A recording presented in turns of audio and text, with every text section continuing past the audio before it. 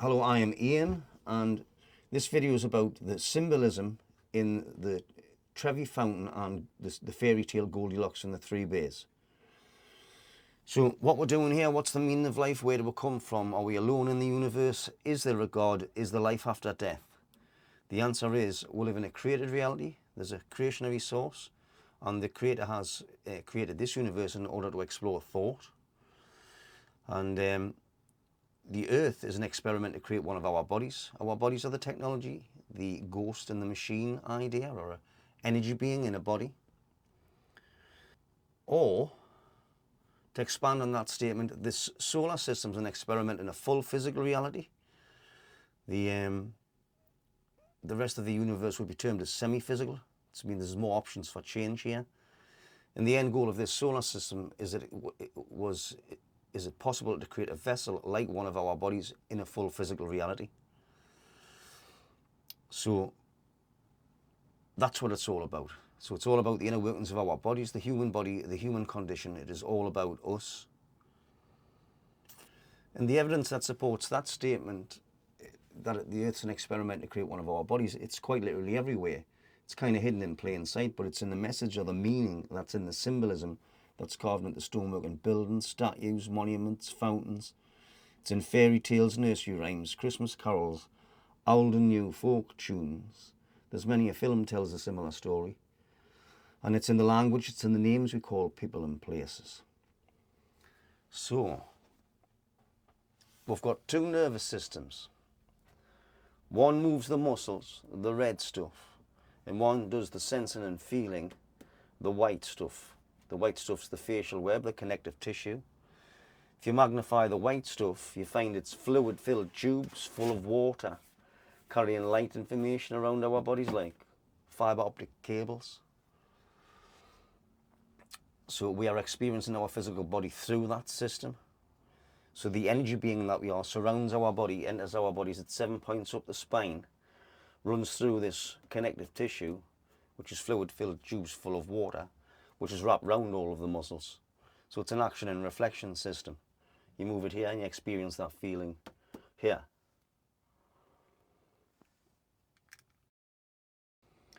When human beings first appear on the planet, we're in a higher state of being. We've got a 1500-year lifespan, greatly enhanced senses and psychic abilities, and we start off with the ability to build the pyramids or these ancient temple sites, buildings, etc., with a fabulous stonework that we can't replicate nowadays. We'll start off there, but due to a vibration mismatch problem with the base frequency of the earth, the Schumann resonance of the earth, the energy beings in our bodies, it was kind of causing us to age too quickly, well, got worse. Lifetimes wither from 1500 years down to 120. Along the way, we've lost a lot of our higher senses and psychic abilities. Things get so bad that 7,000 years ago, we came up with a plan to live shorter lifetimes by dividing the energy being that we are into two. So we're experiencing being human while we work on this vibration mismatch problem. We knew what the problem was back then, we just didn't know what the solution to the problem was. So the plan eventually became to live shorter lifetimes. So we're currently living in a reduced state of being. That ancient, highly advanced civilization that appears to have been lost was us in a higher state of awareness. And the other point to make is that 7,000 years ago, when we came up with the plan to live shorter lifetimes, we'd already been back on the planet after the sinking of Atlantis for 13,000 years. Plenty of time to do some building work. So some of the buildings were already there. The plumbing's in, the drains are in, we've got some kind of electrical energy source. We have high society. So the Trevi Fountain, if you have a look at the language, Trevi means three, and the V's like roads are three pathways, where three pathways meet. It's a fountain, so three rivers. And our emotional pathways are fluid-filled tubes full of water. So we've got three pathways that run up the spine. There's a masculine and feminine energy, the sun and the moon, hot and cold, fire and water. And then the one in the middle represents balance. Some of the instruction in the spiritual text is to balance these emotional pathways, otherwise you end up with a health and wellness problem. So the buildings with the highest quality stonework, the majority of them have got to be somewhere between the 8 and 18,000 years old. It's when the stones become too big to be manageable, there's no mortar used, the joints are perfectly fitted. We can't replicate that type of stonework nowadays. Those buildings were built by us in a higher state of being, and I'm suggesting that's probably what we're looking at here with this fountain. All right, in Goldilocks and the Three Bears, if you follow the language with the word bear, in the Gaelic language you get bio. There's a vowel interchangeable rule goes on, but bio meaning water. So Goldilocks and the Three Waters. And Goldilocks would be like a golden rays of enlightenment, a crown of enlightenment, knowledge, well, learning something here. Goes for a walk into a dense forest. Now, trees are used as symbols to represent our nervous systems. We've got two nervous systems. One moves the muscles, the red stuff, the tree of life. One does the sensing and feeling, the white stuff, which is the tree of knowledge. Remember, that's our emotional pathways are fluid-filled tubes full of water, which would be the knowledge bit.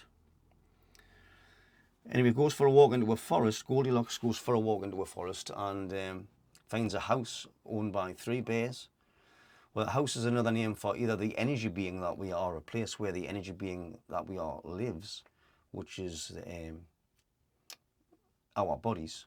So our bodies are the house. It's like Adam and Eve in the Garden of Eden. The serpents wrap around the tree. There's two trees.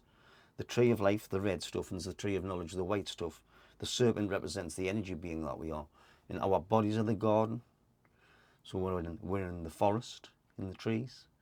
We are learning something. And then we've got, remember the porridge, one porridge is too hot, one porridge is too cold, and one porridge is just right. The bed's too hard, the bed's too soft, one's just right. So we've got the masculine and feminine energy, the sun and the moon, hot and cold, fire and water, and then the one in the middle is in balance, it's just right. So Goldilocks then falls asleep. The bears return. Somebody's been eating my porridge and it's all gone. Goldilocks wakes up and gets a fright, runs back home. That's the end of the day. It's a daily cycle of knowledge gathering. You could never go back there again. So that's the end of the day and everybody's happy. So to recap, the Trevi Fountain has seahorses known as the hippocampus. We have a structure in our brains known as the hippocampus. Looks a bit like a seahorse under dissection. The three rivers, the three pathways in the Trevi Fountain, it's the three emotional pathways that run up our spine.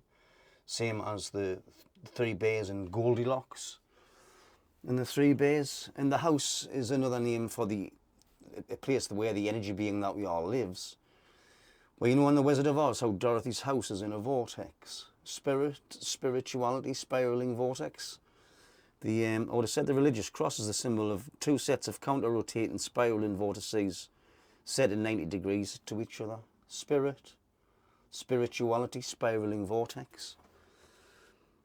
And this is the Rainbow Bridge. You know in the Wizard of Oz, the blues are at the top, red's at the bottom, green's the middle bit, the heart, the Emerald City.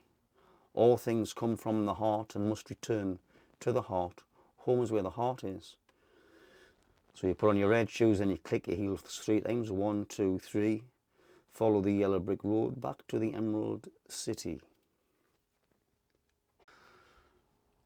Well, thanks for listening, everybody. I hope that makes a bit of sense. The video editing skills weren't. I'm still learning. But if you could check out the other videos, what I'm saying, kind of, there's a bit of a story wherever you go. It'll kind of make more sense if you have a look at the other ones, the other videos I've made. And please like, subscribe, tell your friends, and we'll see you on the next one.